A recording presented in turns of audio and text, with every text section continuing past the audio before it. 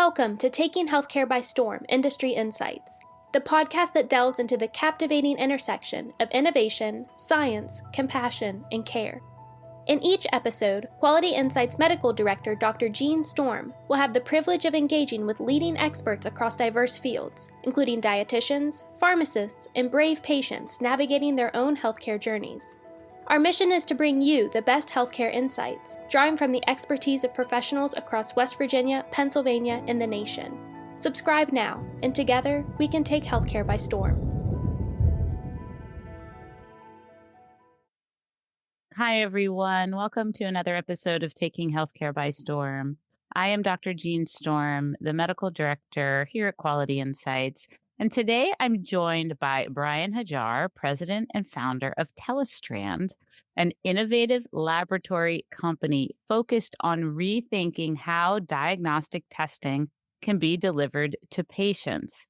Telestrand is working to transform the testing experience by combining advanced molecular diagnostics with patient-centered innovation, including non-invasive at-home testing options and faster turnaround times for infectious disease testing, something that is so very important these days with all the emerging infectious disease threats.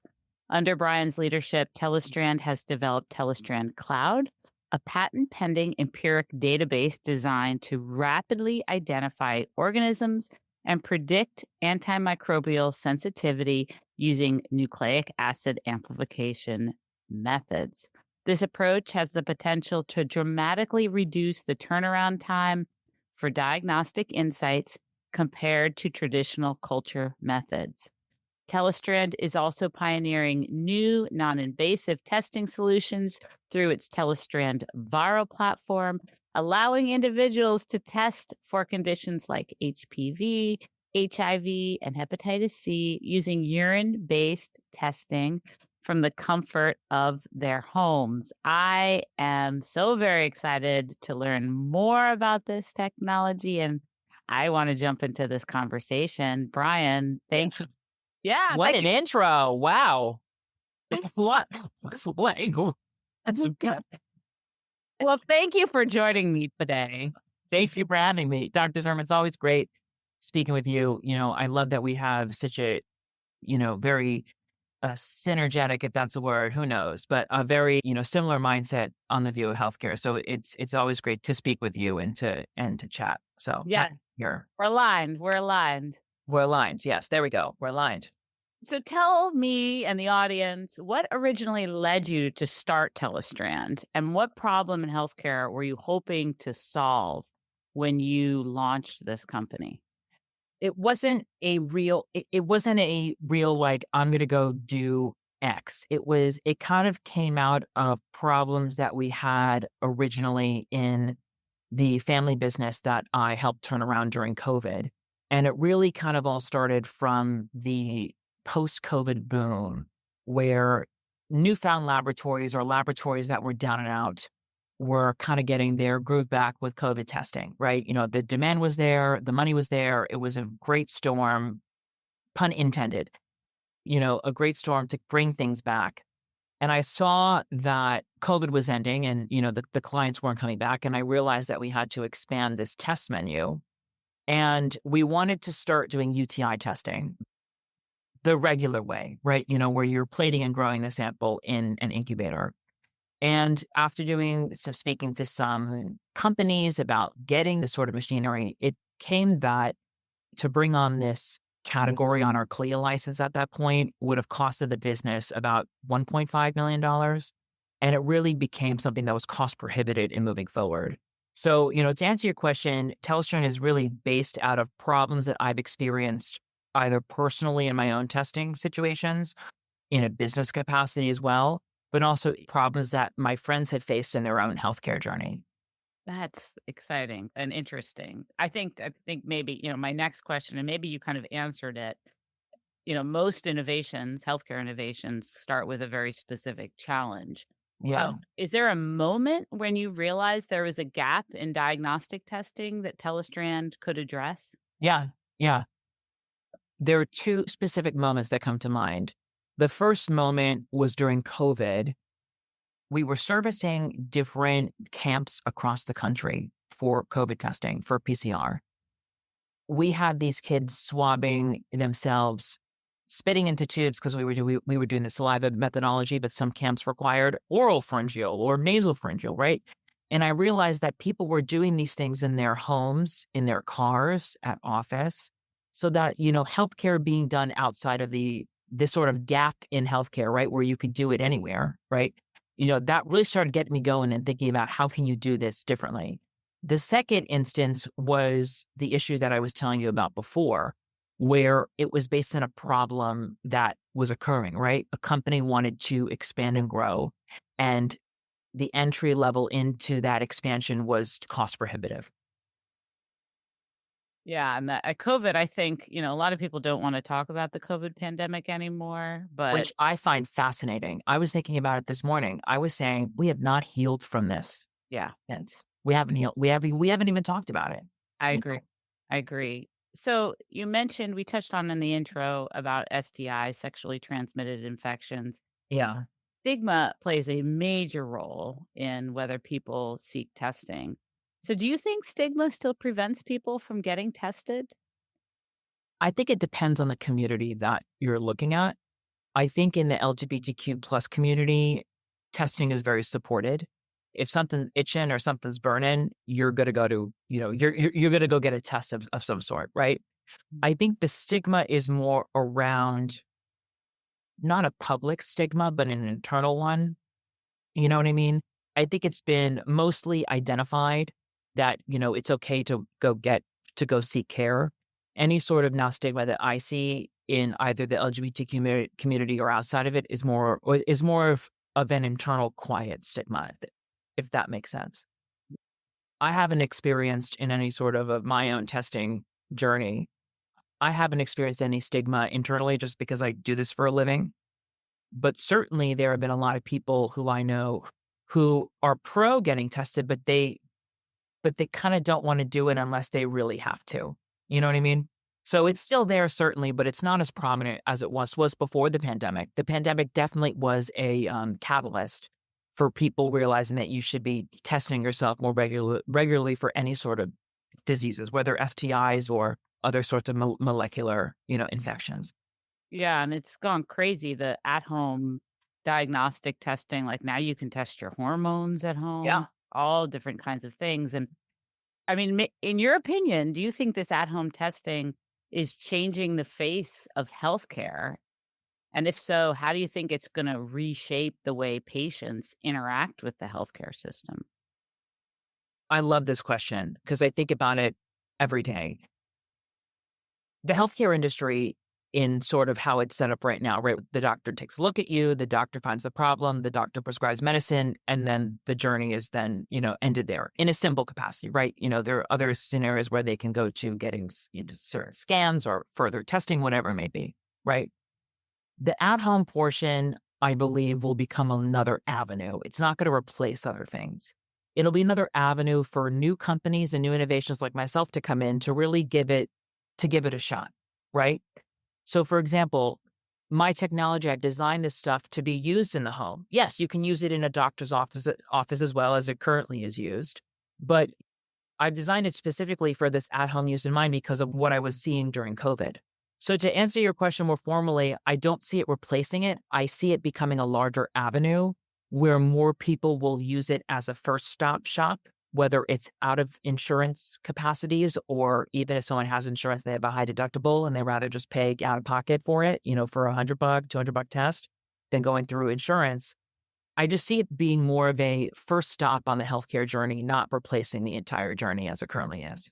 Yeah, I like that, and I think all of these high deductibles and premiums are driving a lot of innovation, most definitely. Well, it comes back to the cost factor, right? I gave you an example of that before. When you limit physicians, people, companies with a high cost to get into something, it actually requires you to innovate to be able to grow. Innovation, for my little brain, innovation is driven by a multitude of factors, and one of them truly is cost prohibitive natures. Yeah. So tell us about Telestrand Viral and the work your team is doing to create invasive testing options for infections like HPV, HIV, and hepatitis C. So, what makes this approach unique? I think what makes it unique is the simplicity of it. And that's where I think uniqueness should live, is in the simplicity of something, right? Who doesn't want to be able to pee into a cup, send it in and get a, a molecular diagnostic result in a non-invasive manner? Of course I can go into stories about why I came to these sort of ideas about doing something like this. But really, as the concept of Telstra Viral, or we call it Telstra One Cup, where we're screening for the 14 major STDs that are out there, it really was to give people a non-invasive, well, not just to give them a non-invasive pathway, but to show clinical validity in this sort of non-invasive diagnostic world where, okay, you can use a non-invasive sample analyte, urine, as a diagnostic molecular basis to give some sort of diagnosis, right? So let's say I'm screening myself for HIV. I could do a quick new test, which tells me, if I had the antigens for HIV. Okay, that can't get my PrEP, or it can't get my, Descovy or Truvada, whatever I'm taking. But this test can, because it's a molecular diagnostic test. I'm actually identifying, is the virus in this sample, not just saying the antigens are present. So to to round out your question, the reason why I created these things, we brought these to life, is to give people a easier pathway to test in general. Why should testing be painful? Why should testing be scary? Why should I prick myself with a lancet at home when I can just urinate into a cup and send it back?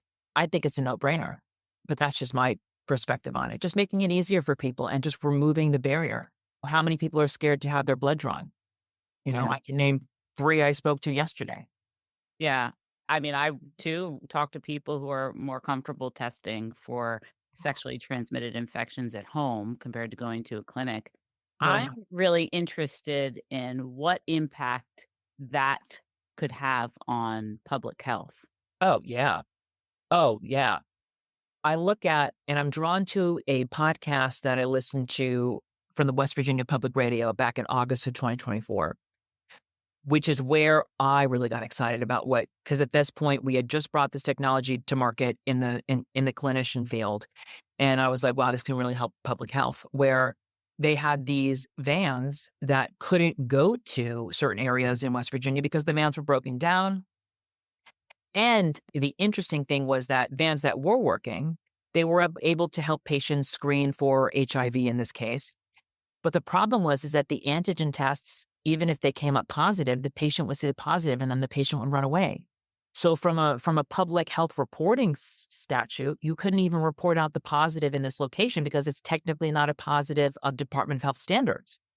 My perspective is you put my urine test in there, behind the antigen as the confirmatory positive or negative. And even if it's positive on the antigen and positive in the urine, you have a full positive that you can say, okay, I'm using this as an example. In Boone County, there's an HIV positive test, right? Someone is HIV positive over there, so we have to send resources. The technology can give backup to sort of this antigen sort of methodologies, right? To really round out what's required to show that there's a positive in this area.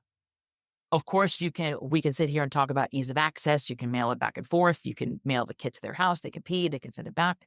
For a plethora of what we do. So from the public health sector, it could certainly affect that. But I also think about, and why, when I think about my intellectual property, I filed certain international based patents on my stuff, was because it can help in countries that are underserved, places that may have been hit by a natural disaster, even in the US. What if a small town that's near a healthcare network or a hospital system is wiped out by blackout?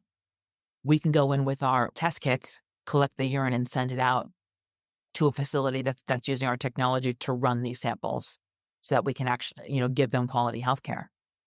It's all about removing the barrier to getting the analyte from the patient by having it be the non-invasive analyte. Yeah, huge, huge. Yeah. I wanted to shift a little bit and talk about Telestrand Cloud, which you've developed. Can you explain what that is and how it helps clinicians make faster or better decisions when treating infections? So I want to, would you mind if I go back to the problem that we've encountered and why I thought it was important to do, if that's okay? Yeah, perfect, perfect. Okay. Because all of my stuff was based on a problem because it wouldn't become a thing for me to want to do or put money behind if it wasn't a problem to begin with. As I was saying to you a couple of minutes ago, it was based out of this concept of we can't do the normal plating and growing because that would cost a lot of money. So I realized that we could do a molecular UTI test, which is, of course, using a PCR based methodology, which is wonderful because we already had PCRs for COVID. And, I got a doctor on board and, very nice doctor, was very helpful.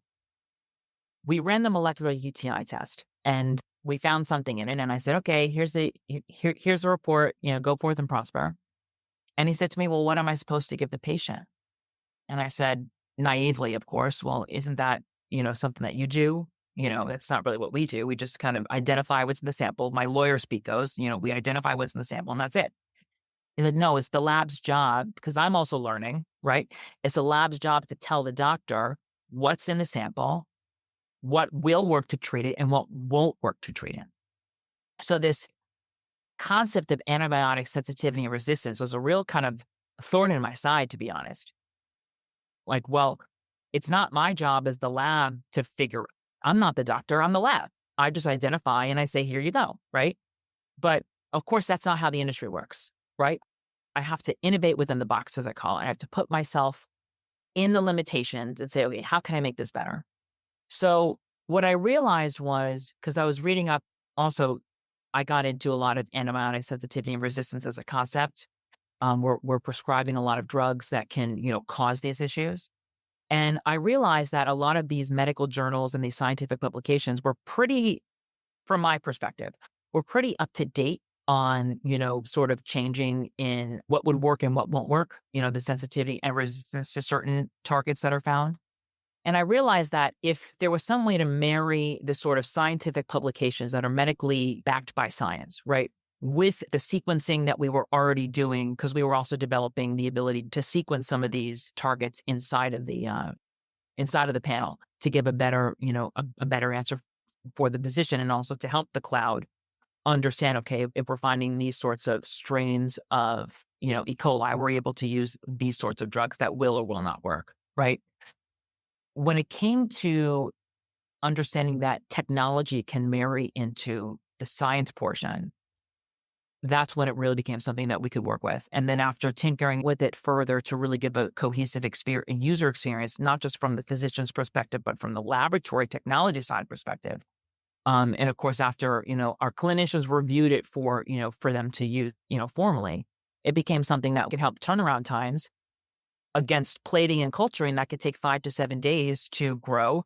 And then another 2 days for the antibiotics to either work or not work. So we're taking something that would take 7 days in a long-term capacity to show a result. We're now doing it within 3 to 4 hours, right? Based on how long it's going to sit on the machine for. Because once it's off the machine, once the results have been processed, you're clicking a button in certain situations and you're garnishing a result for the physician to then take forward and use. It's very exciting. I'll just say, as an individual who's spent a lot of time in nursing home medicine, I've seen a lot of antimicrobial resistance. So Yeah. that's top of mind. It's a major global health threat. So, how important is rapid diagnostic information in helping clinicians choose the right antibiotics? And could technologies like Telestrand Cloud play a role in slowing the spread of antibiotic resistance? I think it certainly can slow the spread. I think what I look at the technology as is I look at it from yes, slowing the spread is better for patient care as well. I look at it from the perspective of how can I have somebody who's in pain not be in pain anymore? That's where my brain goes to immediately. Because at that point, if there's some sort of possibilities of sepsis, right, down the road, you want to mitigate that as quickly as possible. Especially in the nursing home facility, the NSFs of it all, you want to give a result same day, right? We have the technology in 2026 to be able to get rapid results. Why can't we give those rapid results in the same day capacity? Why should people wait more than a couple of days for a result? As we're looking at how do you create a, high complexity laboratory inside an NSF to give better patient care is certainly something that I like to think of because it helps innovate to control that spread. If you're able to treat people with the proper antibiotics quickly, that should, in theory, slow the spread in and of itself.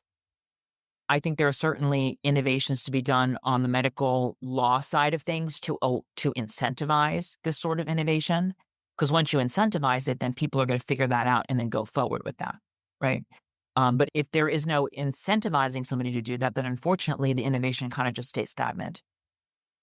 That's where I think where the cloud can help is really diminishing these turnaround times from days to just numbers of hours. Yeah, as you mentioned, that the traditional culture and sensitivity can take several days. I know as a physician, I've Yeah. ordered it. Yeah. Yeah. You're like, well, we're waiting. Hey, right. And I'm so happy that you like the product because it seems from what we've discussed, this sort of topic of antibiotic sensitivity and resistance means a lot to you.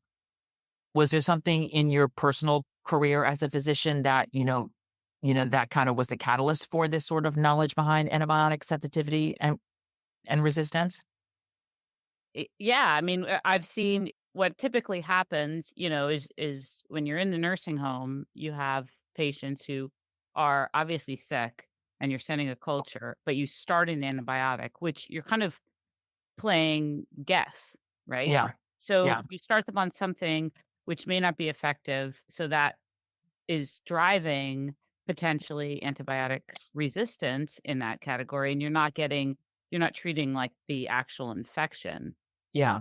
It's interesting. What I'm hearing is that you're attempting, not that you're like not wanting to do it, but you're wanting to give them the best patient care, right? I want to give you something.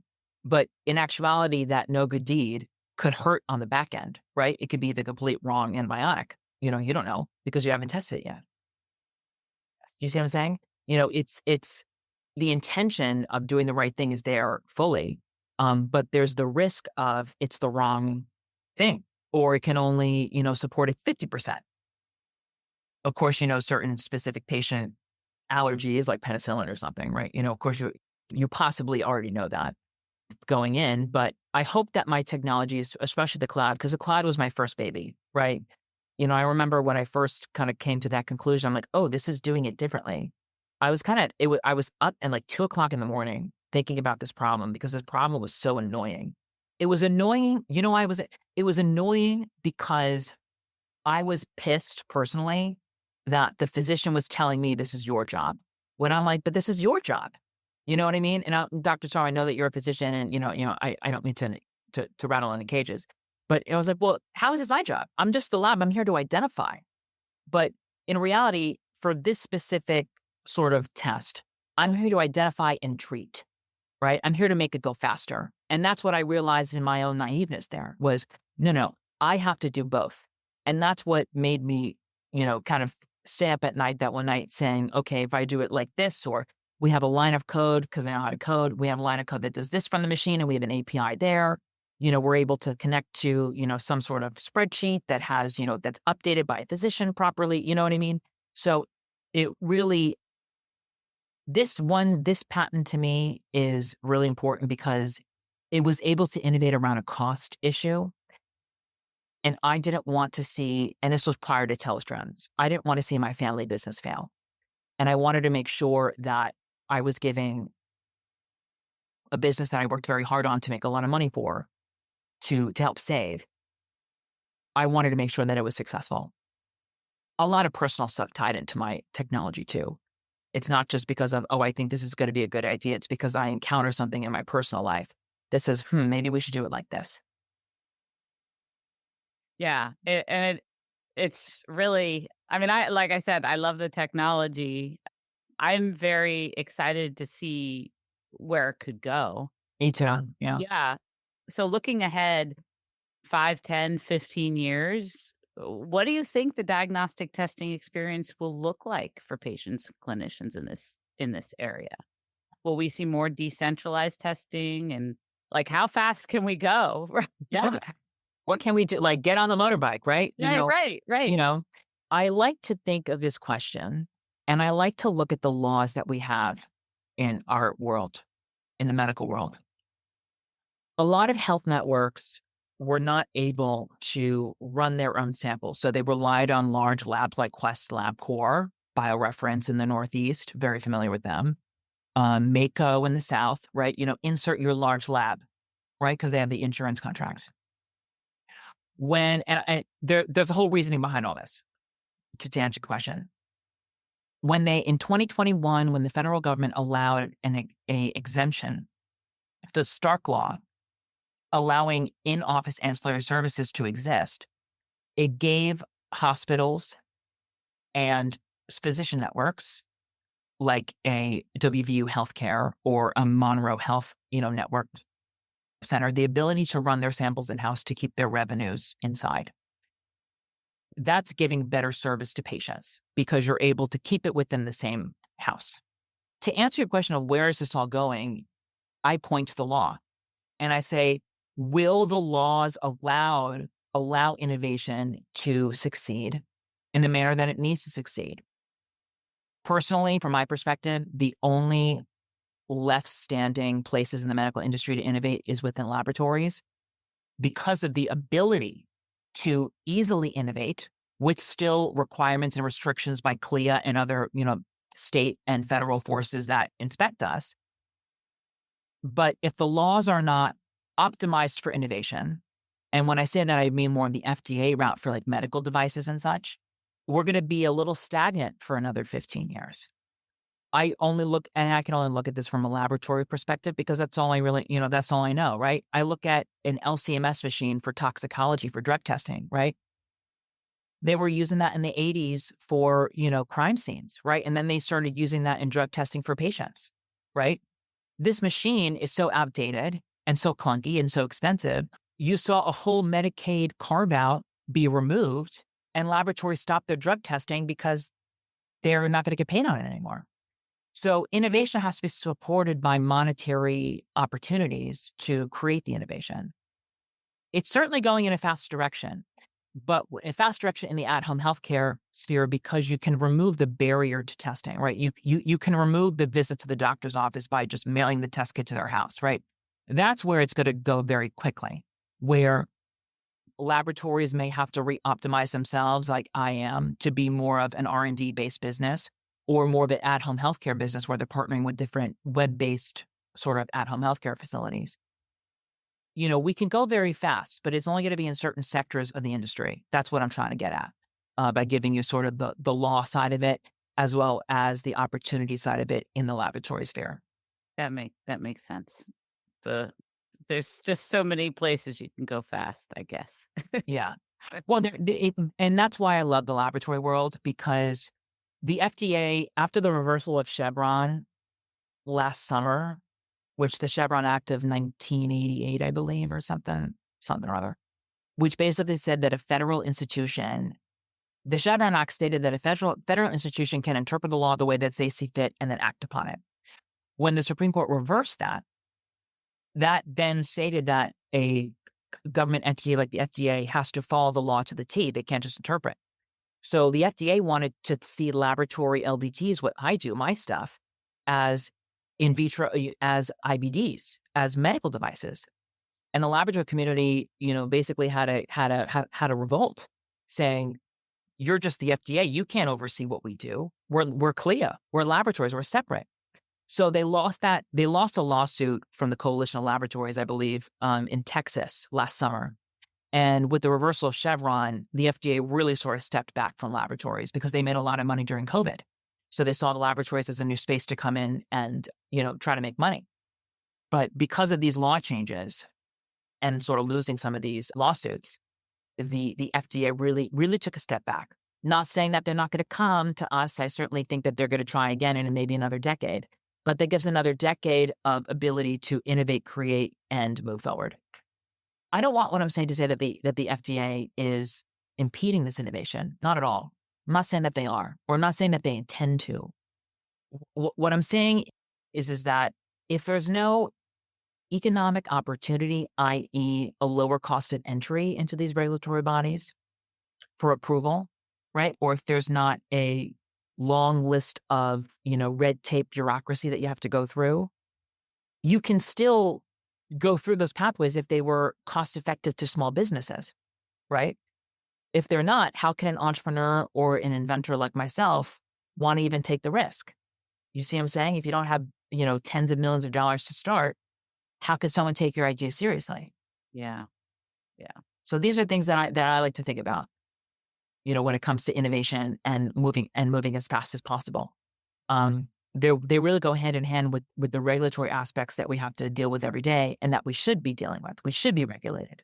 But to what level of regulatory bureaucracy is required? I even think about PT testing, which for listeners who don't know what PT testing is, the laboratory has to do PT testing every year to basically tell their Department of Health, our machines are good, the technicians aren't screwing up, that what we're running is appropriate, the chemistry is good. It's basically their way to keep tabs without inspecting you. PT testing can be done in such a different capacity that could save laboratories a ton of money, right? There's a lot of little ways in the laboratory world where we can make it more cost effective for inventors or young physicians to come into this world to say, hey, let's go invent in this capacity. We can bring things to life quicker here at a lower cost and thus pass it off to the patient at a lower cost too. Yeah. That would be amazing. Well, but Yeah. So that brings me into my next question, which is two parts. So when you look 5 years in the future, where do you see Telestrand going? And this is the second question. This is kind of a bigger question. If you were placed in a leadership role shaping healthcare policy in the United States, what is the first change you would make to improve the healthcare system? first of all, Taco Tuesdays. Let's just start there. Right. Taco Tuesdays for everybody.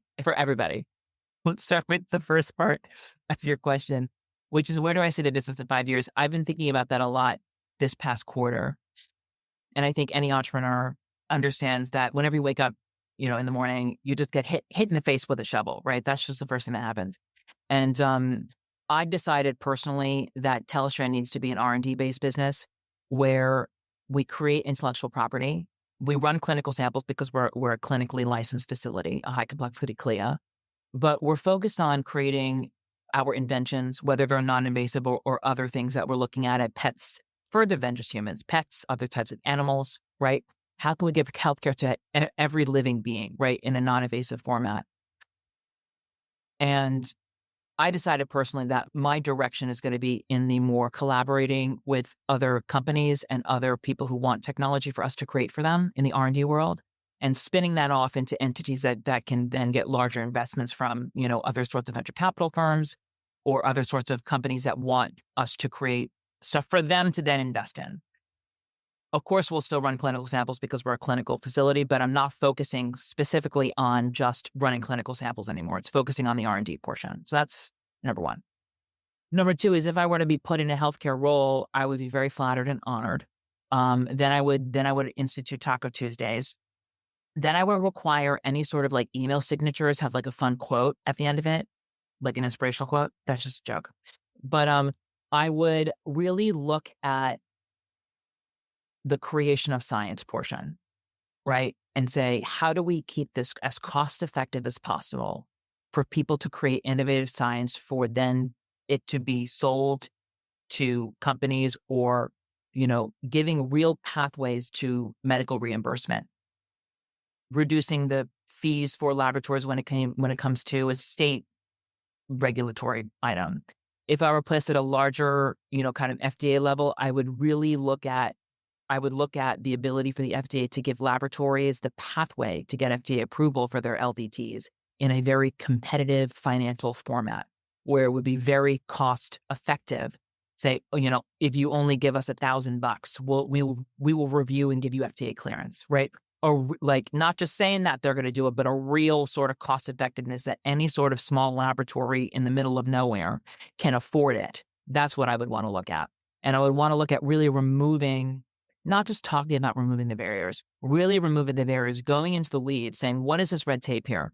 Why don't you want to do something? And if it's because of someone's opinion, talk to that person saying, why do you have this opinion? What can we show you otherwise to show you that this sort of new direction is going to work? What do we have to do to solve that? A lot of what I do is just solve problems. And it would be to really kind of create a pathway for new innovation to come into the health sphere in a more economic format. Why does it cost hundreds of millions of dollars to develop a drug? Why? Other countries do it for a fraction of the cost. Why is it like that here? And I don't say that people don't deserve those sorts of salaries. They certainly do. But I just ask that question. Why does it cost that much? Yeah. Yeah. Of course. I know. It's but Yeah. sometimes you have to look at the hard questions and just ask why. Yeah. And not in the demeaning way, not in a patronizing way. It's more of in the curiosity way. Well, why? Why do we, for example, HPV in urine, right?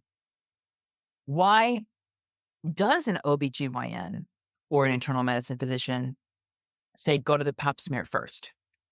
Okay, they want to scrape the cervix for any sort of cell mutations to catch HPV. Okay, I get that. Makes sense to me. But why aren't you screening that person for HPV in their bloodstream or in their urine to start with, right? Don't you want to see if it's identified in the body first? It's all systemic. Yeah. Agree. Maybe it's putting the patient first in the what do you want, right? What's best for you from a customer service perspective. Yeah. Maybe it's looking at healthcare like that, where it's like, how can we make this as painless of a procedure as it can possibly be? Yeah. Do you see from, you know what I mean? Of course we can sit here and get into why a physician would say, go towards a pap smear first, right? It makes sense from a medical reimbursement perspective. We can have that conversation at some point. But also, it's also this sort of concept that I come up to all the time is, well, that's just how we've done things. Why would I change? Why would I try to create a new way to do drug testing when the LCMS machine is tried and true and works? I could just go raise more money. Okay. You could raise more money. Anybody can go get money. But are you actually doing good work? Are you actually doing healthcare, or are you just here to make money? Yeah. That's Sorry. Well, that's what I'm saying. We have to ask these sorts of questions, right? We have to sit here and say, okay, why do you do that? Why do you do it like this? And not like I said, not in a patronizing way, just more in a curious way. There should be, if someone says to me, I don't want to do that, or no, I say, okay, why? Yeah. Tell me. The reason can be very, very specific and very real. I just want to know the reasoning behind it. The curious part of my brain goes into overdrive, and I just want to know why. I'm also very, very an inquisitive person nonetheless. So maybe that's just me, but yes. This was great. so wonderful for a long time. Oh, well, Dr. Strong, we can both get on our antimicrobial soapboxes and battle it out. But as always, Dr. Storm, this is always wonderful speaking to you. You are one of the few physicians that I've met who really see where healthcare is going. And I so appreciate you and your tenure in understanding that innovation has to happen in the healthcare sphere. So thank you for being such an advocate of not just what I do, but what companies like mine do. So thank you so much. Well, I'm happy to do it. And if people want to learn more about Telestrand and what you're doing, how can they do that? They can go to www.telestrand.com.